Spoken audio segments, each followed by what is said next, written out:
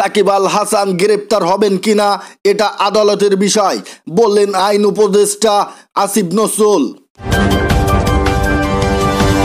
সাকিব আল হাসান গ্রেপ্তার হবেন কিনা এটা আদালতের বিষয়, বললেন আইন উপদেষ্টা আসিফ নজরুল। সাকিব আল হাসান গ্রেপ্তার হবেন না বলেই আশা প্রকাশ করেছেন আইন উপদেষ্টা আসিফ নজরুল।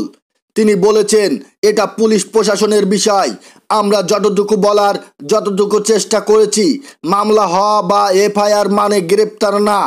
সচিবালয়ে সাংবাদিকদের আসিফ নজরুল এই কথা বলেন।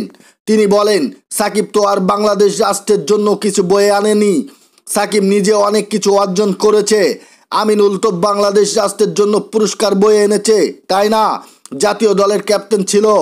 আমিনুলকে যেভাবে অত্যাচার করা হয়েছিল আপনারা প্রশ্ন করেছিলেন। আমিনুলকে তো জেলে ভরা হয়েছিল। সাকিবের বিরুদ্ধে শুধু মামলা হয়েছে। আইন উপদেষ্টা আরো বলেন, আপনি যদি কম্পারিটিভ বিচার করেন, সবকিছুর জন্মদাতা এই আওয়ামী লীগ। আমি কি বাইরে বলছি কিছু? কোনো উদাহরণ চান? আপনারা জানেন প্রত্যেক ক্রিয়ার প্রতিক্রিয়া আছে। কিছু প্রতিক্রিয়া হয় যা আমরা পছন্দ করি না, কিন্তু এই বাস্তবতা তো বুঝতে হয় যে এটা তো আউট অফ দ্য ব্লু আসে নাই। এই সময় হতাশা প্রকাশ করে আসিফ নজরুল আরও বলেন, আমিনুলকে যখন গ্রেপ্তার করা হয়েছে দিনের পর দিন জামিন দিচ্ছিল না।